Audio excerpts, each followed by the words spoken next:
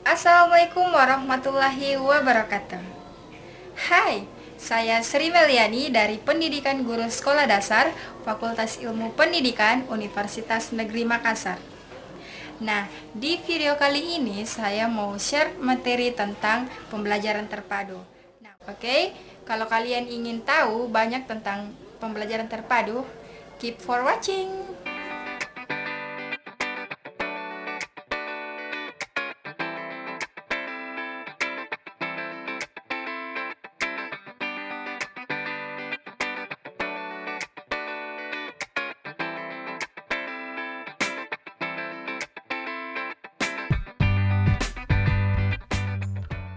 Jadi, pembelajaran terpadu adalah salah satu pendekatan pembelajaran yang memadukan atau mengaitkan pokok bahasan menjadi satu yang saling berkaitan untuk memberikan pengalaman bermakna kepada siswa.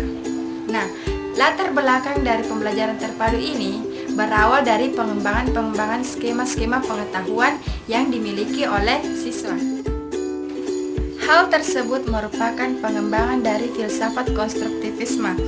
Nah, salah satu pandangan tentang proses konstruktivisme adalah pada proses belajar atau perolehan pengetahuan diawali dengan konflik kognitif.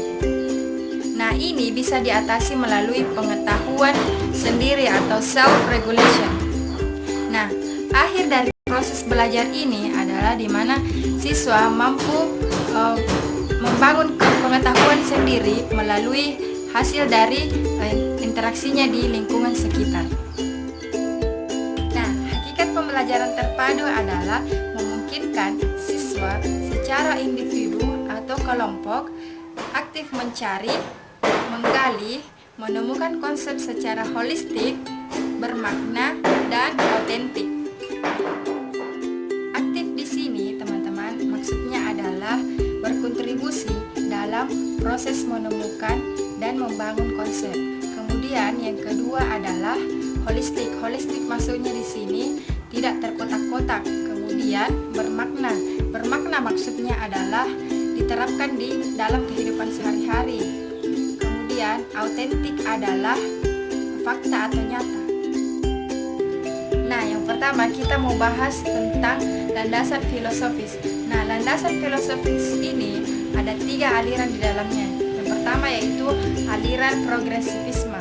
Nah, aliran progresivisme ini itu sebagai pembentuk kreativitas, pemberian sejumlah kegiatan suasana yang secara natural atau alamiah dan memperhatikan pengalaman siswa. Kemudian, aliran yang kedua adalah aliran konstruktivisme. Nah,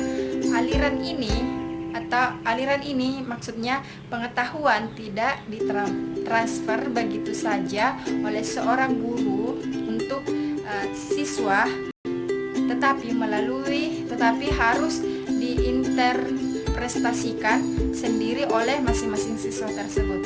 Kemudian, aliran yang terakhir adalah aliran humanisme. Nah, aliran humanisme ini melihat siswa dari segi keunikan atau kekhasannya atau potensinya dan motivasi yang dimilikinya oleh masing-masing siswa tersebut. Sekarang kita akan membahas tentang landasan pembelajaran terpadu. Ada 3 landasan tersebut. Yang pertama adalah landasan filosofis, kemudian landasan yuridis, dan yang terakhir adalah landasan psikologis. Oke, kita lanjut. Landasan yang kedua adalah landasan yuridis, di mana landasan ini memuat 3 aturan atau undang-undang. Nah, yang pertama adalah Undang-Undang Nomor 23 Tahun 2002 tentang Perlindungan Anak. Kemudian, undang-undang selanjutnya adalah Undang-Undang Nomor 20 Tahun 2003 tentang Sistem Pendidikan Nasional. Kemudian, Permendiknas Nomor 22 Tahun 2006 tentang Kerangka Dasar dan Struktur Kurikulum. Oke, kita lanjut. Adapun landasan yang terakhir adalah landasan psikologis. Nah, landasan psikologis ini terbagi lagi menjadi 2. Yang pertama yaitu psikologis perkembangan peserta didik, yang kedua adalah psikologi belajar. Nah, psikologi perkembangan peserta didik ini menentukan isi atau materi pembelajaran tematik dengan tahap perkembangan peserta didik. Kemudian, psikologi belajar. Nah, psikologi belajar ini kontribusi dalam hal bagaimana isi atau materi pembelajaran tersebut disampaikan kepada siswa dan bagaimana siswa bisa mempelajarinya. Fungsi dan tujuan pembelajaran terpadu.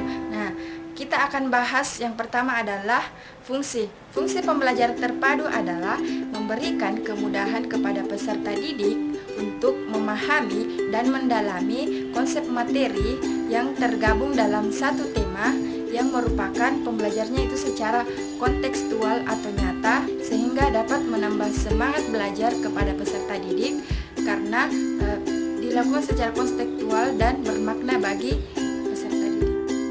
Oke teman-teman, kita akan lanjut membahas tentang pentingnya pembelajaran terpadu. Ada 6 poin. Yang pertama adalah dunia anak adalah dunia yang nyata. Kemudian yang kedua adalah proses pemahaman terhadap suatu konsep dalam suatu peristiwa. Kemudian yang ketiga adalah pembelajaran akan lebih bermakna. Kemudian yang keempat adalah memberi peluang untuk siswa mengembangkan kemampuan diri. Kemudian yang kelima adalah memperkuat kemampuan yang diperoleh siswa. Kemudian yang terakhir adalah yang keenam adalah efisiensi waktu. Kita akan bahas mengenai model-model pembelajaran terpadu. Sebagaimana kita ketahui bahwa kurikulum terpadu yang dikemukakan oleh Fogarty yang mengembangkan tentang pendekatan interdisipliner yang dikemukakan oleh Jacob tahun 1989. Teman-teman, kita akan membahas tentang 10 model yang dikemukakan oleh Fogarty.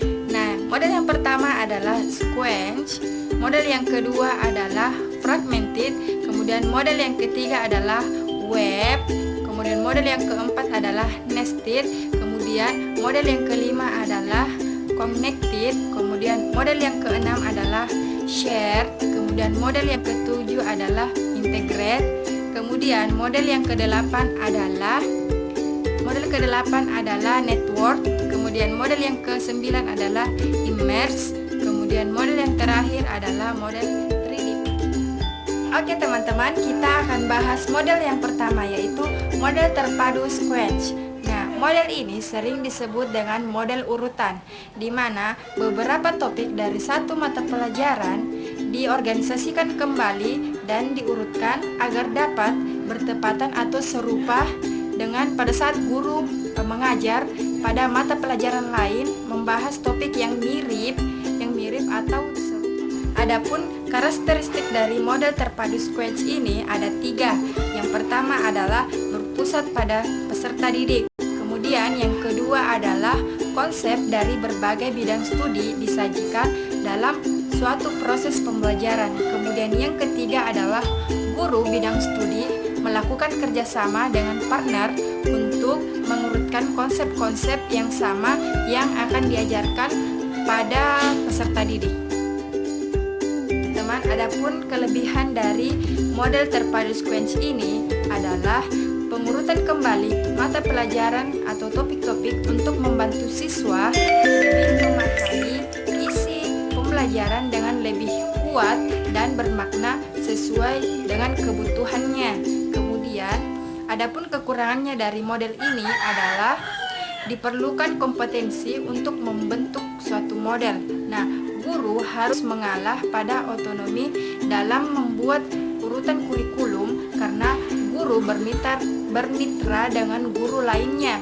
Artinya, guru tidak boleh menang sendiri atau mementingkan diri sendiri, namun guru harus banyak mengalah karena penggunaan model sequence ini. Kedua adalah model terpadu fragmented.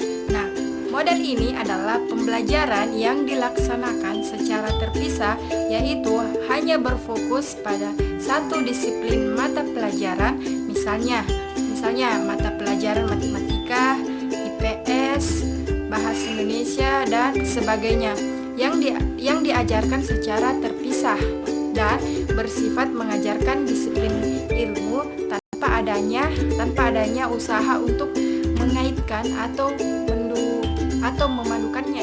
Karakteristik dari model pembelajaran terpadu fragmentif adalah guru memiliki peran penting dan mengajar kurikulum, atau artinya setiap guru memiliki kewenangan mengajar mata pelajaran atau bidang studi dan tidak ada hubungannya dengan mata pelajaran yang dianjurkan oleh guru yang lain. Kurikulum ini diberikan hanya pada pendidikan sekolah lanjutan tingkat atas seperti SLTA dan perguruan tinggi atau PT.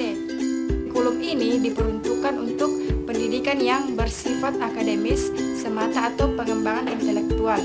Nah, adapun kelebihan dari model pembelajaran terpadu sequence ini adalah untuk mengembangkan kompetensi akademik dan profesionalisme sebagai alat untuk memangku vokasi atau jabatan atau tenaga ahli pada bidang-bidang atau profesi tertentu, karena fragmented ini menekankan pada penguasaan satu bidang studi saja.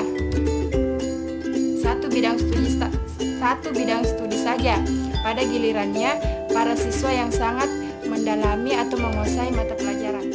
Ketiga adalah model web, di mana model web sering dikatakan dengan jaring laba-laba. Nah, di mana karakteristik model ini adalah menyatakan bahwa model jaring laba-laba adalah adanya pandangan luas yang secara menyeluruh dalam satu tema yang dapat membentuk jaring dari berbagai bidang pengembangan. Maksudnya adalah pembelajaran ini menggunakan model pendekatan tematik atau pembelajaran yang secara menyeluruh dalam satu tema yang dapat membentuk jaringan model terpadu nested. Nah, karakteristik model terpadu ini adalah merupakan suatu pembelajaran yang memfokuskan pada pengintegrasian beberapa keterampilan belajar yang ingin dikembangkan atau dilatih oleh seorang guru pada peserta didik dalam proses pembelajaran untuk tercapainya materi pembelajaran. Nah, karakteristik dari mata pelajaran menjadi dasar atau pijakan untuk kegiatan awal ini. Model pembelajaran terpadu berbagi atau share. Nah, di mana model ini merupakan bentuk pemaduan pembelajaran akibat adanya overlapping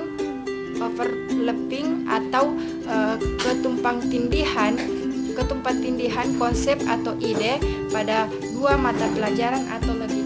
5 adalah model pembelajaran terpadu connected atau keterhubungan, di mana menurut Fogarty mengungkapkan bahwa model keterhubungan atau connected merupakan model integrasi atau inter bidang studi. Nah, tokoh yang mengembangkan model connected ini adalah Robert Mayer. Nah, model ini secara nyata mengorganisasikan atau mengintegrasikan suatu konsep keterampilan dan kemampuan yang dikembangkan dalam suatu topik bahasan atau subpokok bahasan yang dikaitkan dengan konsep keterampilan atau kemampuan pokok bahasa yang lain dalam satu bidang studi. Selanjutnya adalah model terpadu immerse, di mana model ini adalah memadukan semua data dari berbagai bidang studi dengan melihat secara langsung apa yang dipelajari oleh siswa dari minat dan pengalaman mereka sendiri, sehingga memerlukan pemikiran tingkat tinggi kepada peserta didik. Nah, model ini dirancang untuk membantu siswa dalam menyaring dan memadukan berbagai pengalaman dan pengetahuan yang dihubungkan dengan medan pemakainya.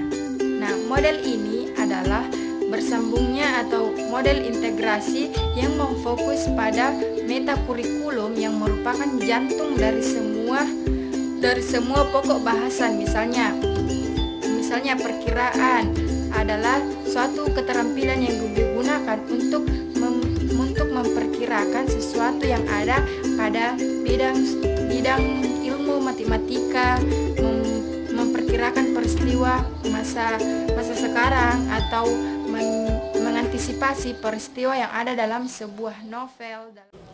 Oke teman-teman, sampai di sini dulu ya video mengenai pembelajaran terpadu. Ada 3 poin yang sudah tadi saya bahas. Semoga bermanfaat dan jangan lupa like, comment, share, dan jangan lupa aktifin notification supaya kalian tidak ketinggalan video-video saya selanjutnya. Dan jangan lupa yang paling penting adalah subscribe supaya saya lebih semangat untuk upload video. Bye bye.